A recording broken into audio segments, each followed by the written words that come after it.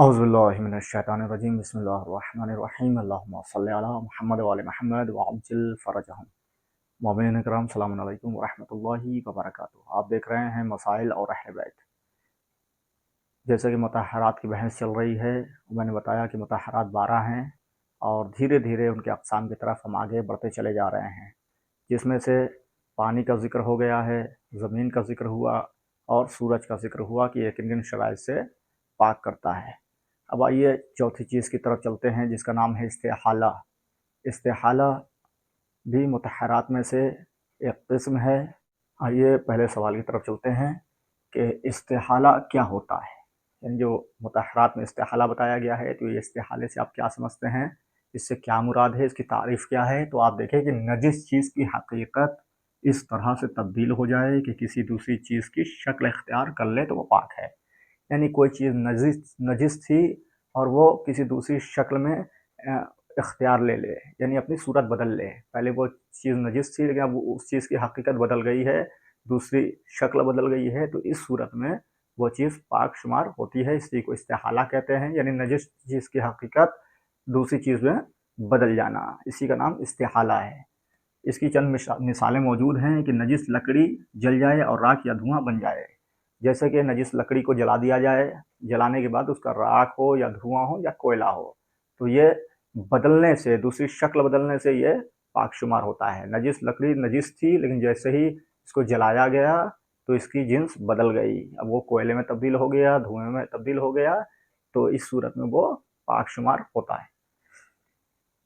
दूसरी मिसाल है कि कुत्ता नमक की कान में गिरकर नमक हो जाए।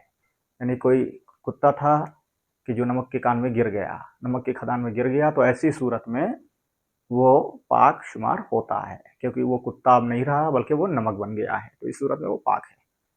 घास नजिस और नमकीन को जज्ब करके फूल या पत्ते या फल में तब्दील हो जाए।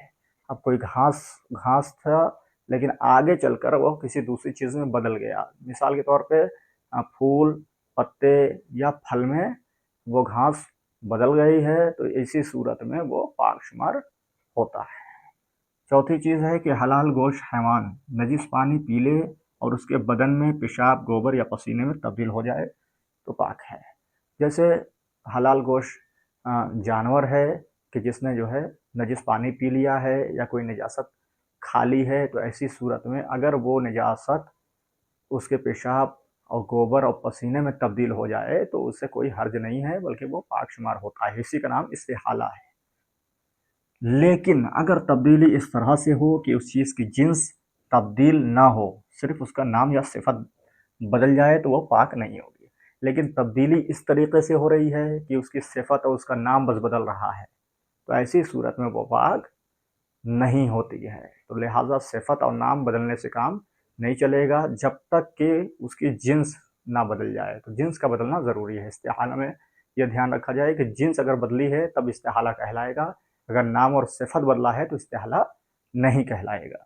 अब आइए उसकी पहली मिसाल देखें कि अगर जिन्स गंदम का आटा अगर नजिस गंदम का आटा बनाया जाए या नजिस आटे से रोटी पकाई जाए, तो यह तब्दीली इस्तिहाला नहीं होगी और रोटी और आटा नजिस होगा। मिसाल के तौर पे अगर नजिस गेहूँ की रोटी आप बनाएं या उसका आटा पिसवा लें, तो इस सूरत में वो आटा और वो रोटी नजिस ही शुमार होगी, क्योंकि उसकी जिन्स बदली नहीं है।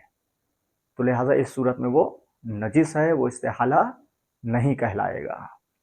दूसरी मिसाल है कि अगर नजिस मुतलक पानी या मुज़ाफ पानी या ऐन निजासत भाप बन जाए और कतरे की शक्ल इख्तियार कर ले, तो वो नजिस है।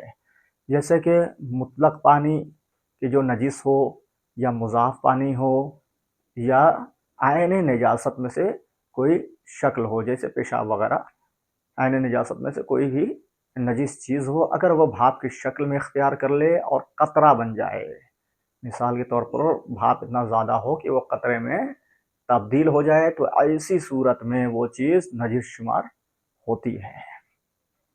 लेकिन अगर भाप शक्ल में ही हो और बदन, लिबास या दूसरी चीज़ों से लग जाए तो उन्हें नजिस नहीं करेगी।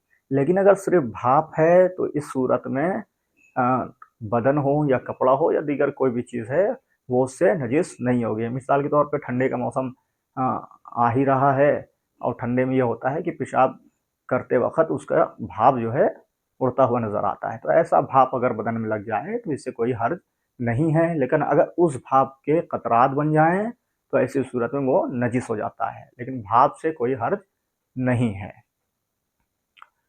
اسی طرح مٹی کا کوزہ یا اس کے مانند دوسری چیز جو نجس مٹی سے بنی ہو نجس ہے. مثال کے طور پہ کہ نجس مٹی سے آپ نے اس کا کوزہ بنا دیا یا اس سے کوئی دوسری چیز آپ نے بنا دی تو ایسی صورت میں وہ نجس شمار ہوگی، کیونکہ اس کی جنس نہیں بدلی، وہ ہے مٹی ہی کہلائے گا، مٹی ہی کا سامان کہلائے گا. تو ایسی صورت میں نجس مٹی سے اگر بنا ہوا کوزہ وغیرہ ہے تو ایسی صورت میں وہ نجس شمار ہوگا، پاک نہیں ہوگا. چاہے وہ نجس مٹی آگ کی وجہ سے اینٹ یا ٹھیکری میں تبدیل ہو جائے تو بھی احتیاط واجب کی بنا پر نجس ہی رہتا ہے. یہاں تک کہ بتایا گیا کہ اگر اس مٹی کے برتن کو، اس مٹی کے کوزے کو آگ پہ پکایا بھی جائے، مثال کے طور پہ کوئی اینٹا وغیرہ جسے آگ میں پکا کے اینٹا بنایا جاتا ہے یا دیگر اور بھی ٹھیکری وغیرہ جس کو کہتے ہیں، تو ایسی چیزیں جو وہ جو مٹی سے بنائی گئی ہیں اور جو بھی چیز مٹی سے بنی ہے، چاہے اس کو آگ ہی پہ جو ہے گرم کیوں نہ کر دیا جائے، اس کو ٹھیکری میں بدل ہی کیوں نہ دیا جائے، تو ایسی صورت میں وہ نجس ہی مانا جاتا ہے. لیکن وہ کوئلہ جو نجس لکڑی سے بنا ہے وہ پاک ہے. جیسا کہ میں نے بتایا کہ کوئلہ وغیرہ جو ہے وہ پاک شمار ہوتا ہے، چاہے وہ نجسی لکڑی سے کیوں نہ حاصل کیا جائے، کیونکہ اس کی جنس بدل گئی. تو جنس کا بدلنا ضروری ہے. اگر جنس بدل رہی ہے تب جا کے وہ استحالہ کہلاتی ہے. تو لہٰذا غور کرنا ہے، فکر کرنا ہے، مطہرات کو اپنے نظر میں رکھنا ہے تاکہ انسان نجاسات سے دور رہے اور پاکیزگی کے قریب رہے.